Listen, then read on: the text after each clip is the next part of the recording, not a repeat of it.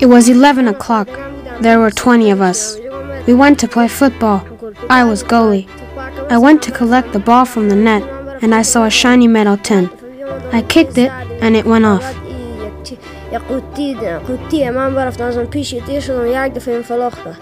My leg started bleeding.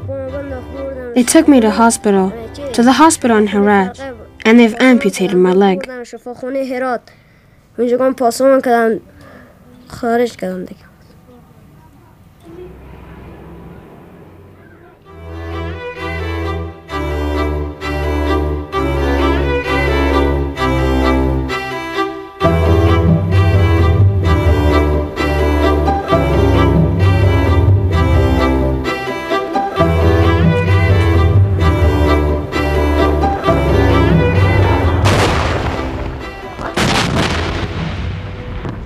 Long after the noise of battle has ended, for many civilians, the legacy of war remains to threaten them.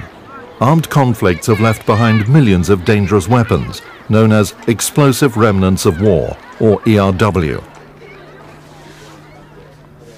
These lethal remnants are a perpetual danger and cause enormous suffering to innocent men, women and children living in affected areas. Progress has been made to rid the world of anti-personnel landmines.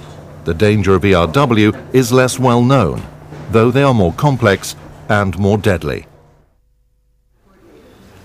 In November 2003, a new international agreement was adopted, the Protocol on Explosive Remnants of War. This protocol requires that those involved in an armed conflict take action to reduce the danger to civilians posed by ERW. It's an historic first step towards ending the lethal legacy posed by these weapons. The main sources of ERW are unexploded ordnance, weapons which have been fired but failed to explode as intended, and munition stocks which are abandoned by armed forces. These include artillery shells, grenades, mortar shells, rockets and missiles. Cluster munitions are a particular danger. These weapons are dropped from an aircraft or fired from artillery. In both cases, a carrier munition can release hundreds of small bomblets. As they disperse, these bomblets can destroy an area the size of 8 football fields.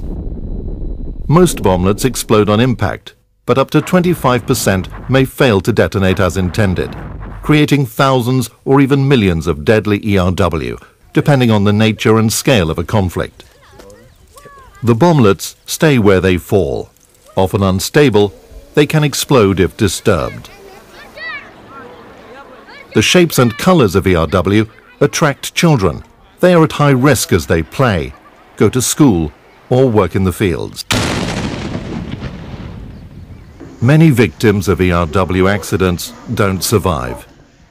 Those that do often suffer severe multiple injuries, loss of limbs, severe burns, or damage to sight and hearing. Victims will often need psychosocial help, as well as physical care to rebuild their lives. Most never receive this range of support.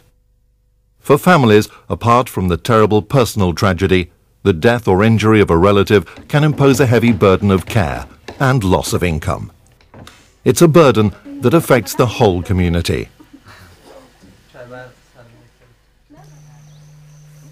ERW can hinder development and reconstruction in war-torn areas.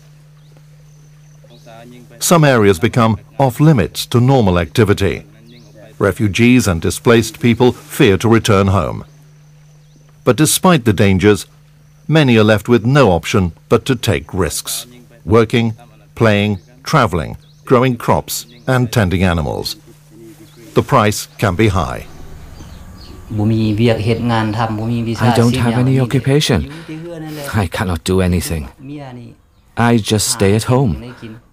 Only my wife can earn the daily bread. If my wife doesn't provide it, I don't have it. It's the most difficult thing in my life. I don't know how to express how sad I am. But I've already lost my nerve and memory. I'm not qualified to be a man. I've also lost some memories, so if I have said something wrong, please forgive me.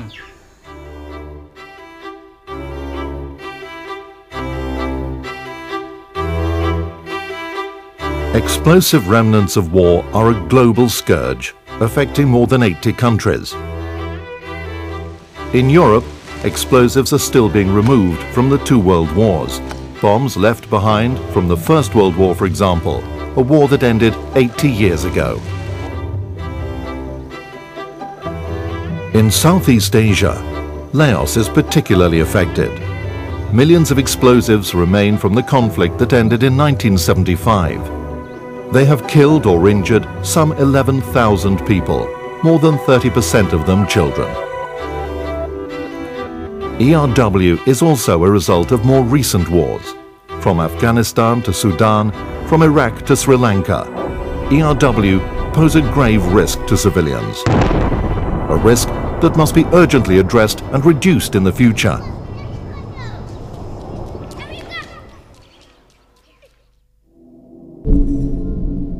The Protocol on Explosive Remnants of War is an historic effort.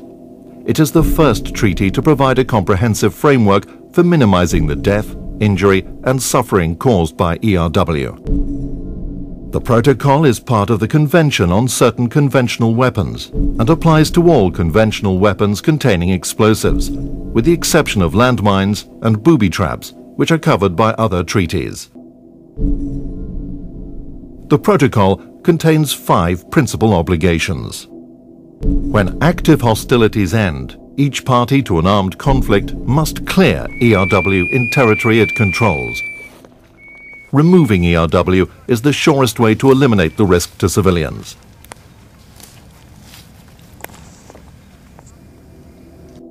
Each party to the conflict must provide technical, material or financial assistance to remove ERW resulting from its operations in areas it does not control. It can provide this assistance directly to its former adversary or through a third party, such as the United Nations, other international agencies or non-governmental organizations. Each party must take precautions to protect civilians from ERW. This includes measures such as the surveying, marking, fencing and monitoring of ERW-affected areas under its control. Warnings must be posted and risk education provided, essential ways to help people live safely in contaminated environments.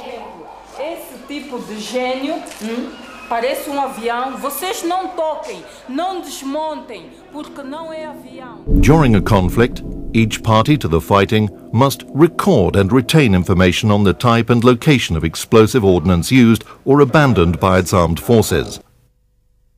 After hostilities end, it must share this information with opposing forces and organizations involved in clearing ERW and in warning civilians of the dangers. States able to do so must assist in the care, rehabilitation and social and economic reintegration of victims of ERW. The protocol's principal obligations apply to future conflicts. However, it also has provisions to assist states already contaminated by ERW from past wars.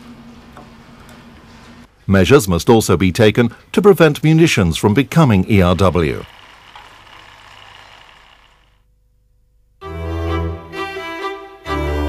The Protocol on Explosive Remnants of War is the first time that states have agreed to take responsibility for this deadly legacy of armed conflict.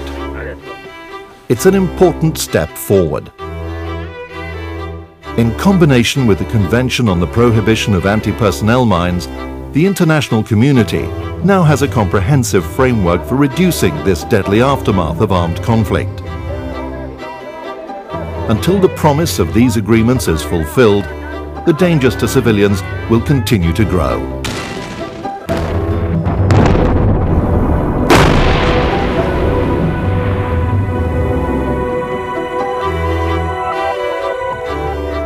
The protocol must be ratified by states and its rules implemented by all governments, armed forces and organized armed groups. Only then will the wars be left behind when the fighting stops?